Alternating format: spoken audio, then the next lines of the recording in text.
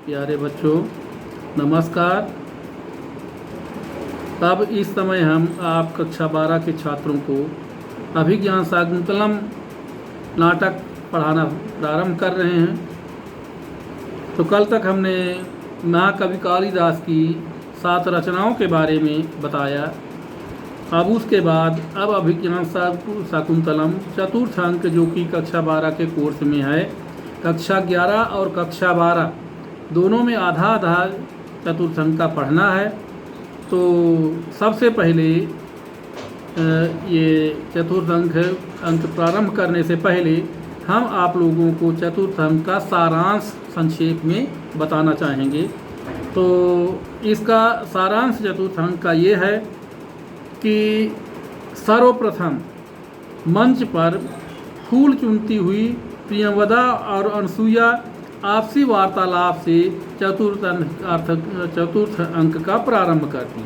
यानी मंच पर प्रियंवदा और अनसुईया फूल चुनने का अभिनय करके मंच पर उपस्थित होती हैं। अनसुईया प्रियंवदा से कहती है कि राजा दुष्यंत ने शकुंतला से गांधर्व विवाह कर लिया है। देखिए बच्चों, गांधर्व विवाह उसे कहते हैं जो कि वर और वधू की ही केवल इच्छा से विवाह कर लिया जाता है। उसमें उसके परिजनों का न वर पक्ष के न वधू पक्ष के परिजनों को उसकी कोई जानकारी नहीं होती है। लेकिन इस विवाह को भी एक प्रकार का विवाह की मान्यता प्रदान की गई है। इसलिए गांधर्व विवाह इन दोनों का अनसुईया प्रियंवदा से कहती है कि राजा दुष्यंत ने शकुंतला से गांधर्व विवाह कर लिया है, परंतु मेरे हृदय में शांति नहीं है। यानी उसके हृदय में भ्रम है, वो मन में भ्रम कर रही है कि यहाँ से दुष्यंत चले गए हैं। अब चले जाने के बाद पता नहीं दुष्यंत शकुंतला की याद करेंगे या नहीं करेंगे, इसलिए उसका हृदय शांत नहीं है। फिर आज ही वह राजर्षि यज्ञ की समाप्ति पर ऋषियों से विदा लेकर अपने नगर को चला जाएगा। यानी अनसुईया कहती है कि मंच पर ही अनसुईया प्रियंवदा से कहती है कि आज राजर्षि यानी दुष्यंत यज्ञ की समाप्ति होने पर विदा लेकर ऋषियों से विदा लेकर के वो अपने नगर को चला जाएगा। वहाँ जाकर के जब अपने नगर हस्तिनापुर चला जाएगा तो वहाँ जाकर के इस शकुंतला का स्मरण करेगा या नहीं। तो पर्णशाला में दुष्यंत के ध्यान में मग्न शकुंतला बैठी हुई थी। यानी वो कुटिया में या पर्णशाला में दुष्यंत की याद में वो शकुंतला बैठी हुई है। इसी बीच दुर्वासा ऋषि अतिथि के रूप में आश्रम में आते हैं और अतिथि सत्कार प्राप्त न होने पर क्रुद्ध होकर के दुर्वासा ऋषि शकुंतला को श्राप देते हैं। यानी दुर्वासा ऋषि आते हैं और शकुंतला कुटिया में रहती है और शकुंतला से वो वरदान भिक्षा मांगते हैं लेकिन वो भिक्षा देने में असमर्थ रहती है, क्योंकि वो तो उसका मन तो दुष्यंत के पास है। इसलिए दुर्वासा ऋषि को भिक्षा न मिलने पर वो उससे नाराज हो जाते हैं और उसे श्राप दे देते हैं। तो जिसका स्मरण करती हुई और वो कहते हैं, श्राप ये देते हैं कि तू जिसका स्मरण करती हुई तू मुझ जैसे तपस्वी का आतिथ्य नहीं कर रही है, वह याद दिलाने पर भी तुझे याद नहीं करेगा। यानी यदि कोई उस दुष्यंत को तुम्हारी याद भी दिलाएगा तो भी तुम्हें याद नहीं करेगा। फिर प्रियंवदा के अनुनय विनय से प्रसन्न होकर के दुर्वासा शाप मुक्त होने का उपाय बताते हैं कि यदि वह उसके पहचान का आभूषण दिखा देगी, यानी अंगूठी नाम का एक आभूषण राजा दुष्यंत शकुंतला को दे करके गए थे, तो कहते हैं कि यदि वह आभूषण यानी अंगूठी दिखा देगी तो श्राप समाप्त हो जाए। अनसुईया और प्रियंवदा शाप की बात न शकुंतला को बताती हैं और न अन्य किसी भी व्यक्ति को, वो ऋषि दुर्वासा के श्राप को किसी को भी नहीं बताती, क्योंकि वे समझ रही थीं कि दुष्यंत की नामांकित अंगूठी शकुंतला के पास है ही। वह उसे दिखला देगी तो श्राप स्वतः ही समाप्त हो जाएगा। श्राप की बात बताने से सभी अकारण चिंतित हो जाएंगे। यह सोच करके प्रियंवदा और अनसुईया किसी से भी इस बात को नहीं बताती।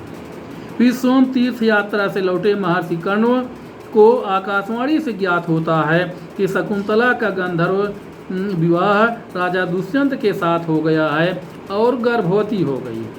कण्व ऋषि शकुंतला के इस कृत्य का अभिनंदन करते हैं।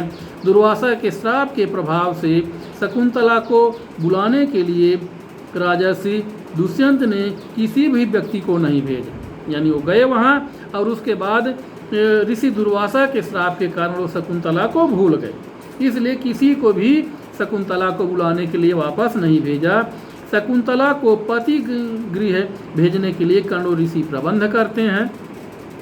शकुंतला की विदाई की तैयारी होती है और वन वृक्षों द्वारा शकुंतला के लिए रेशमी वस्त्र, पैरों में लगाने के लिए अलग तक यानी महावर और विभिन्न अंगों में पहनने योग्य आभूषण प्रदान किए जाते हैं।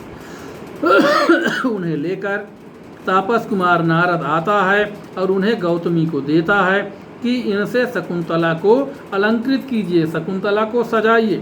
प्रियंवदा और अनसुईया शकुंतला को सजाती हैं। इसी बीच में हस्तिनापुर जाने वाले ऋषि सारंगराव आदि बुलाए जाते हैं। ऋषि कण्व शकुंतला की विदाई के समय उसके वियोग में करुण रस से ओतप्रोत हो जाते हैं। शकुंतला अपनी सखियों और सहचरी मृगियों आदि से विदा लेती है। महर्षि कण्व शकुंतला को लेकर जा रहे ऋषि कुमारों के द्वारा राजा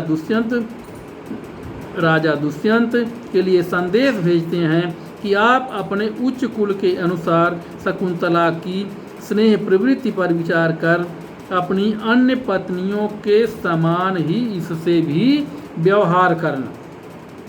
महर्षि कण्व सामान्य गृहस्थ पिता के समान पति गृह जाती हुई पुत्री को व्यावहारिक उपदेश भी देते हैं कि पति गृह पहुंचने पर सास ससुर की सेवा करना, परिजनों के प्रति विनम्रता दिखाना, पति के प्रति कभी भी विरुद्ध आचरण नहीं करना, यानी क्रोध में आकर के उनके प्रति कोई विरुद्ध आचरण नहीं करना, अहंकार मत करना आदि कर्तव्यों का पालन करना जरूरी है।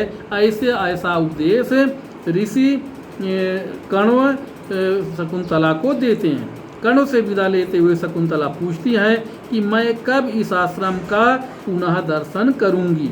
कण्व ऋषि आशीर्वाद देते हुए कहते हैं कि दुष्यंत से उत्पन्न पुत्र को राज्यभार सौंप करके, यानी दुष्यंत और शकुंतला का जो पुत्र होगा, जो बाद में भरत नाम उसका रखा जाएगा, तो दुष्यंत से उत्पन्न पुत्र को राज्यभार सौंप कर अपने पति के साथ इस आश्रम में शांति लाभ के लिए तुम पुनः आओगी। तत्पश्चात गौतमी और ऋषि कुमारों के साथ शकुंतला पति गृह के लिए प्रस्थान करती है। दोनों सखियां शकुंतला से रहित शून्य आश्रम में प्रवेश करती हैं।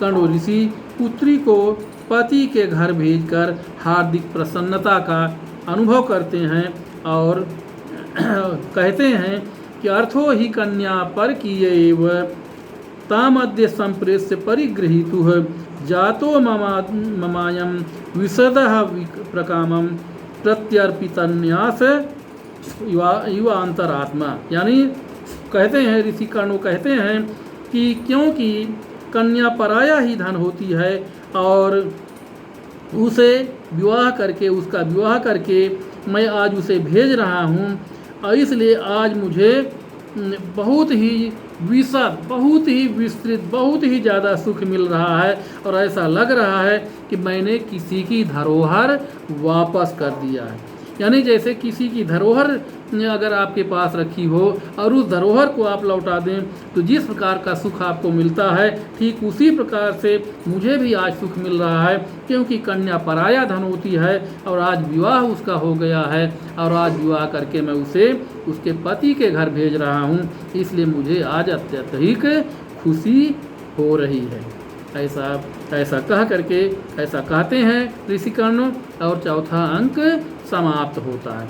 तो बच्चों आज कहानी का सारांश ही, उसके बाद अगले दिन हम आप लोगों को अभिज्ञान शाकुंतलम चतुर्थ अंक का नाटक पढ़ाना प्रारंभ करेंगे। धन्यवाद।